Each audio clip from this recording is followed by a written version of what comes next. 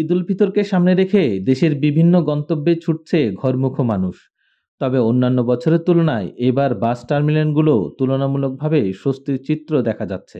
যাত্রীদের অভিযোগের সংখ্যা কম, বাস চলছে যথাসময়ে।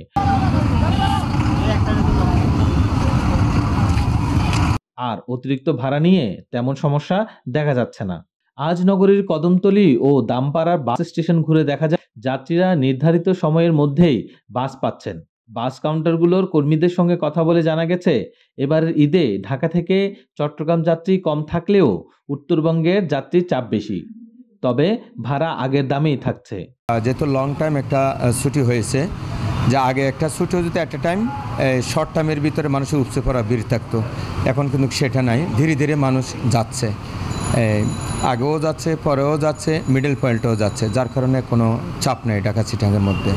ভাড়াটা আগের ভাড়া তো নির্ধারণ করা আছেই, তারপরেও আমরা আসলে বিশাল অফার একটা ডিসকাউন্টও দিচ্ছি। ডিসকাউন্ট দিয়েও যাত্রী পাচ্ছি না ঢাকার দিকে, বিশেষ করে এয়ার কন্ডিশনের ক্ষেত্রে এই জিনিসটা বেশি।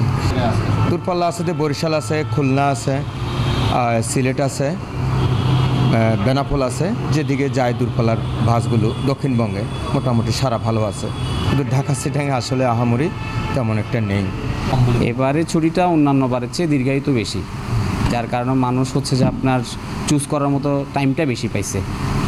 কারো ছুটি ধরেন একদিন আগে, কারো ছুটি একদিন পরে, সে কারণে হচ্ছে যে যেভাবে পারছে চলে গেছে।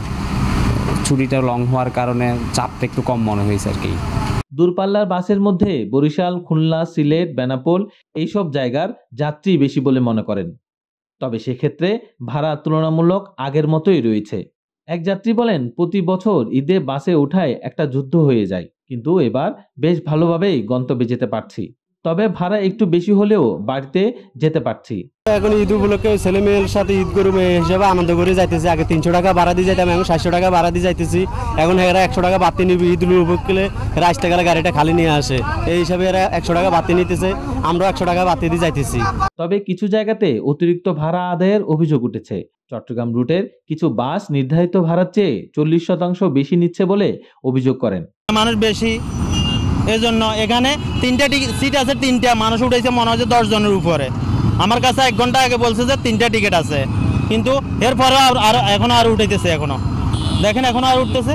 আমাদের ভাড়া হয়েছে 398 টাকা, তো আমরা আগে পরিবহন আরো বেশি দেই, ওই কারণে 98 টাকা ডিসকাউন্ট দিই 300 টাকা লইতেছি, মানে আমাদের যাত্রী বাড়তি হয়ে গেলে ওই ভাড়াটা আমরা এখন লইতেছি, আমাদের আসতে গাড়িগুলো খালি আসতেছে, এই জন্য আমরা 400 টাকা লইতেছি, 2 টাকা বা বাড়তি লইতেছি। সামগ্রিকভাবে এবারের ঈদে বাস যাত্রীদের স্বস্তির চিত্রই বেশি দেখা যাচ্ছে। তবে বৃষ্টি ও অনাকাঙ্ক্ষিত যানজট যেন যাত্রীদের ঈদ আনন্দ ম্লান না করে, সে প্রত্যাশা সবার। এদিকে ট্রাফিক পুলিশের উদ্যোগে বাস টার্মিনালে শৃঙ্খলা বজায় রাখতে বিশেষ ব্যবস্থা নেওয়া হয়েছে। যাত্রীদের নিরাপত্তা নিশ্চিত করতে বিভিন্ন পয়েন্টে পুলিশ ও র্যাবের টহল জোরদার করা হয়েছে।